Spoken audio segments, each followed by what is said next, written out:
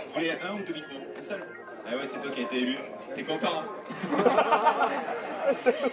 Et regarde, tu peux pas faire pire que celui d'avant, hein.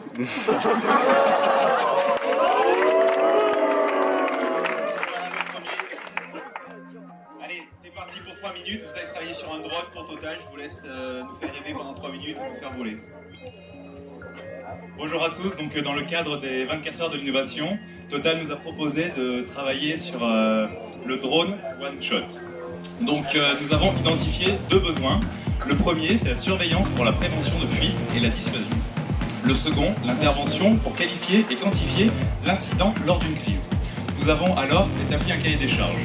Il y a 4 contraintes. La première contrainte, la longue portée, environ 150 km. Pourquoi? Entre une base A et B, un pipeline est long de 300 km et donc il faudra 2 drones pour couvrir cette distance. Ensuite, une intervention rapide, inférieure à 3 heures, et un prix bas, justifié par le fait que le drone est à usage unique, donc one shot, et qu'il faut les répartir dans l'ensemble des bases totales. Bien sûr, un opérateur sans compétences particulières. Le cahier des charges. Donc l'offre actuelle, pardon. L'offre actuelle ne correspond absolument pas au cahier des charges proposé par Total, puisque le civil et le militaire offrent des drones onéreux, donc supérieurs à 50 kg € pour du civil et 1 million d'euros pour le militaire. Donc ça ne correspond pas. Ce modèle CAO nous permet de visualiser le module CubeSat que nous avons innové pour ce type de prototype.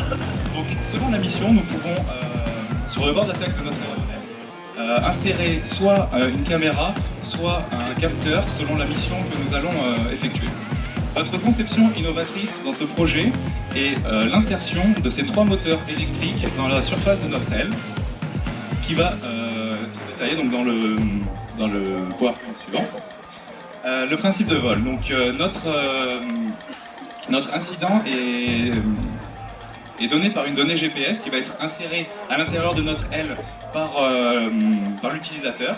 Celui-ci va lancer le décollage de l'aile, elle va être propulsée sur un rail, elle va effectuer un vol horizontal jusqu'à la donnée GPS intégrée à l'aile.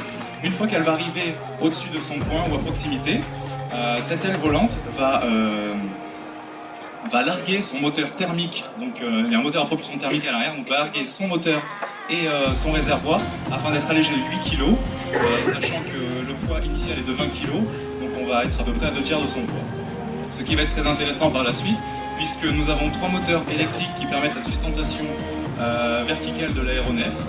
Comment passer d'un état de vol à l'autre? Pour ne pas perturber l'aérodynamisme de notre aile, nous avons mis 3 capots pour couvrir les trois trous pour les moteurs électriques. Ces capots sont enlevés grâce à une impulsion électromagnétique, et donc on passe en vol stationnaire.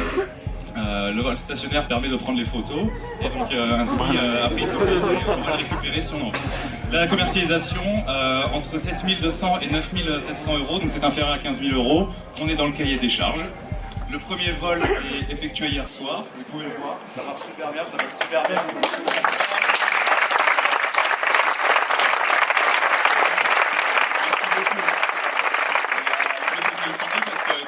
Je ne vais pas présenter, mais moi je vais prendre des cours parce que tu as super bien géré la scène, tu allais à chaque fois de là à là. Moi je trouve une présence de scène parfaite. Merci à vous.